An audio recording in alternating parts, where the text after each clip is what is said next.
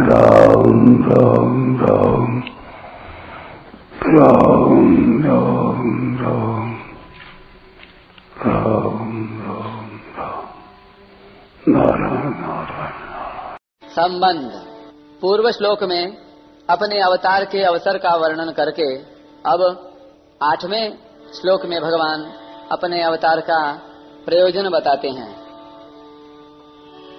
परित्राणाय साधूनां विनाशाय च दुष्कृतां धर्म संस्थापनार्थाय संभवामि युगे युगे। साधुओं की, भक्तों की रक्षा करने के लिए, पाप कर्म करने वालों का विनाश करने के लिए और धर्म की भली भांति स्थापना करने के लिए मैं युग युग में प्रकट हुआ करता हूँ। व्याख्या।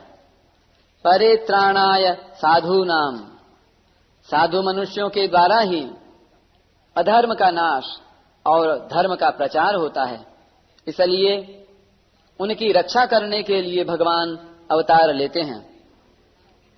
दूसरों का हित करना ही जिनका स्वभाव है और जो भगवान के नाम, रूप, गुण, प्रभाव, लीला आदि का श्रद्धा प्रेम पूर्वक स्मरण, कीर्तन आदि करते हैं और लोगों में भी इसका प्रचार करते हैं, ऐसे भगवान के आश्रित भक्तों के लिए यहाँ साधु नाम पद आया है, जिसका एकमात्र परमात्मा प्राप्ति का उद्देश्य है, वह साधु है।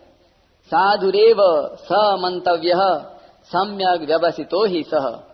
और जिसका नाशमान संसार का उद्देश्य है वह असाधु है। असत और परिवर्तनशील वस्तु में सद्भाव करने और उसे महत्व देने से कामनाएं पैदा होती हैं। ज्यों-ज्यों कामनाएं नष्ट होती हैं त्यों-त्यों साधुता आती है और ज्यों-ज्यों कामनाएं बढ़ती हैं त्यों-त्यों साधुता लुप्त होती है।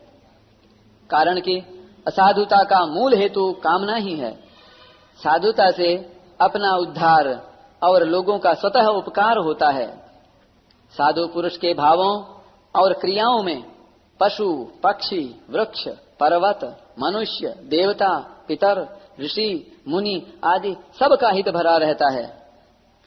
हेतु रहित जग जोग उपकारी, तुम तुम्हार सेवक असुरारी।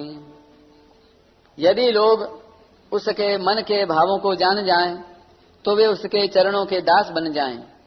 इसके विपरीत यदि लोग दुष्ट पुरुष के मन के भावों को जान जाएं तो दिन में कई बार लोगों से उसकी पिटाई हो। यहाँ शंका हो सकती है कि यदि भगवान साधु पुरुषों की रक्षा किया करते हैं तो फिर संसार में साधु पुरुष दुख पाते हुए क्यों देखे जाते हैं?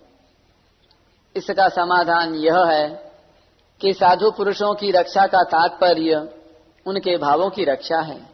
शरीर, धन संपत्ति, मान बढ़ाई आदि की रक्षा नहीं, कारण कि वे इन सांसारिक पदार्थों को महत्व नहीं देते। भगवान भी इन वस्तुओं को महत्व नहीं देते, क्योंकि सांसारिक पदार्थों को महत्व देने से ही असाधुता पैदा होती है। भक्तों में सांसारिक पदार्थों का महत्व उद्देश्य होता ही नहीं, तभी तो वे भक्त हैं। भक्त लोग प्रतिकूलता, दुखदायी परिस्थिति में विशेष प्रसन्न होते हैं, क्योंकि प्रतिकूलता से जितना आध्यात्मिक लाभ होता है उतना किसी दूसरे साधन से नहीं होता। वास्तव में भक्ति भी प्रतिकूलता में ही बढ़ती है। सांसारिक राग आसक्ति से ही पतन होता है और प्रतिकूलता से वह राग टूटता है। इसलिए भगवान का भक्तों के लिए प्रतिकूलता भेजना भी वास्तव में भक्तों की रक्षा करना है। विनाशाय च दुष्कृताम, दुष्ट मनुष्य अधर्म का प्रचार और धर्म का नाश करते हैं, इसलिए उनका विनाश करने के लिए भगवान अवतार लेते हैं। जो मनुष्य कामना के अत्यधिक बढ़ने के कारण झूठ, कपट, छल, बेईमानी आदि दुर्गुण दुराचारों में लगे हुए हैं, जो निरपराध सद्गुण सदाचारी साधुओं पर अत्याचार किया करते हैं, जो दूसरों का हित करने में ही लगे रहते हैं, जो प्रवृत्ति और निवृत्ति को नहीं जानते, भगवान और वेद शास्त्रों का विरोध करना ही जिनका स्वभाव हो गया है, ऐसे आसुरी संपत्ति में अधिक रचे पचे रहकर वैसा ही बुरा आचरण करने वाले मनुष्यों के लिए यहाँ दुष्टताम पद आया है। भगवान अवतार लेकर ऐसे ही दुष्ट मनुष्यों का विनाश करते हैं। यहाँ एक शंका होती है कि भगवान तो सब प्राणियों में सम हैं और उनका कोई वैरी नहीं है, समोहम सर्वभूतेषु न मे द्वेष्यः, फिर वे दुष्टों का विनाश क्यों करते हैं? इसका समाधान यह है कि संपूर्ण प्राणियों के परम सुहृद होने से भगवान का कोई वैरी नहीं है, परंतु जो मनुष्य भक्तों का अपराध करता है वह भगवान का वैरी होता है।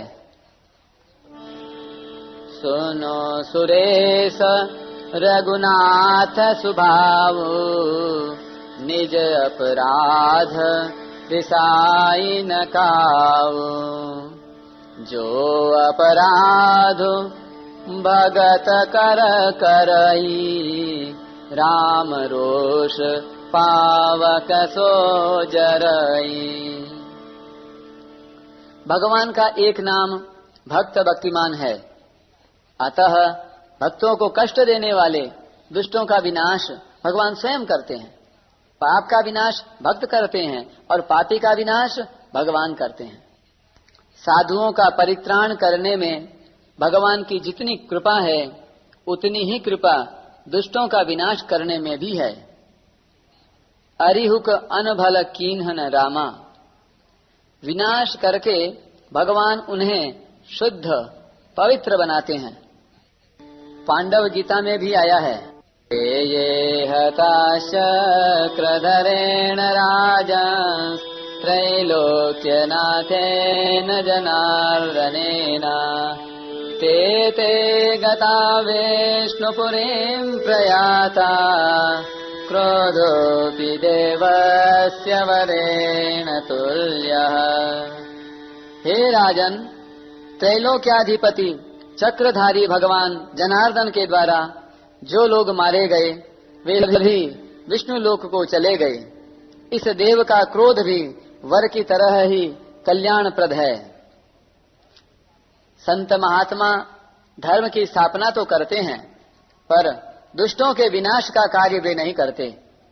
दुष्टों का विनाश करने का कार्य भगवान अपने हाथ में रखते हैं।